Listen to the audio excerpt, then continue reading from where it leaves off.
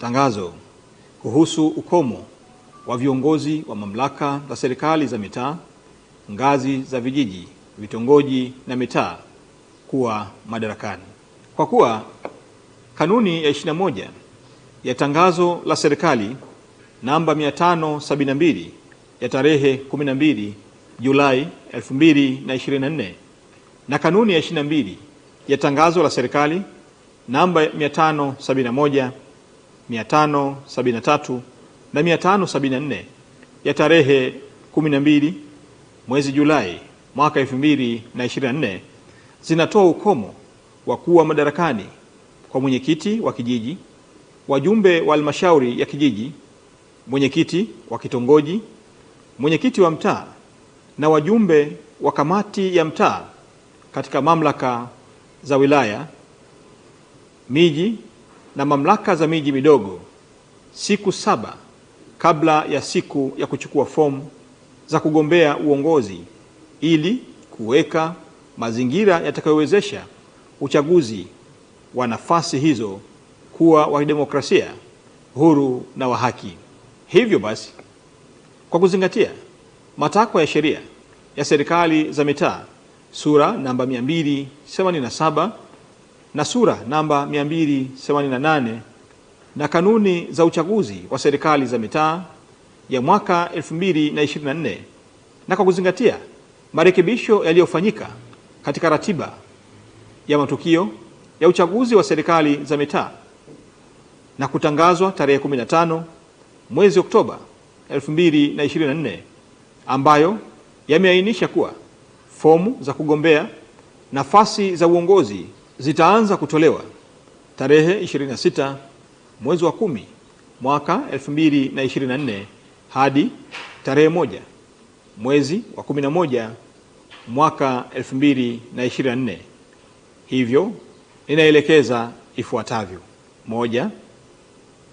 Madaraka ya wenyeviti wa vijiji, wajumbe wa halmashauri za vijiji na wenyeviti wa vitongoji katika mamlaka za wilaya, miji na mamlaka za miji midogo yatakoma kuanzia tarehe 19 mwezi wa 10 mwaka 2024.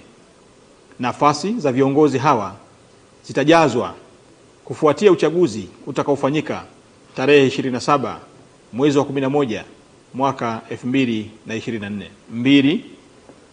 Madaraka ya wenyeviti wa mitaa na wajumbe wa kamati za mitaa katika mamlaka za miji yatakoma kuanzia tarehe 19 mwezi wa 10 mwaka 2024.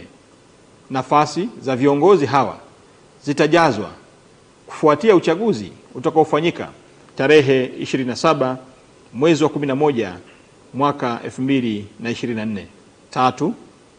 Majukumu yote ya utendaji katika kijiji au mtaa yataendelea kutekelezwa kwa mujibu wa sheria na maafisa watendaji wa vijiji au mitaa kwa kushirikiana na maafisa watendaji wa kata husika. 4. Watendaji wa vijiji au mtaa hawataruhusiwa kutekeleza jukumu lolote la kisheria ambalo linapaswa kuamriwa na halmashauri ya kijiji au kamati ya mtaa. Endapo kutakuwa na jambo ambalo haliwezi kusubiri mpaka serikali ya kijiji au kamati ya mtaa kuundwa, afisa mtendaji wa kijiji au mtaa husika ataliwasilisha jambo hilo kwa afisa mtendaji wa kata, ambaye atalazimika kuliwasilisha kwa mkurugenzi wa halmashauri husika ili kupata idhini ya kutekeleza jambo hilo.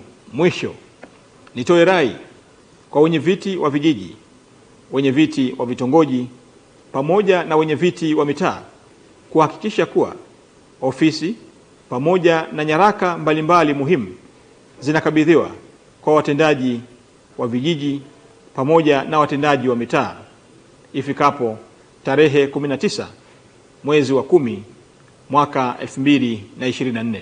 Utekelezaji wa tangazo hili utaanza tarehe 19 mwezi wa 10 mwaka 2024. Asanteni kwa kunisikiliza.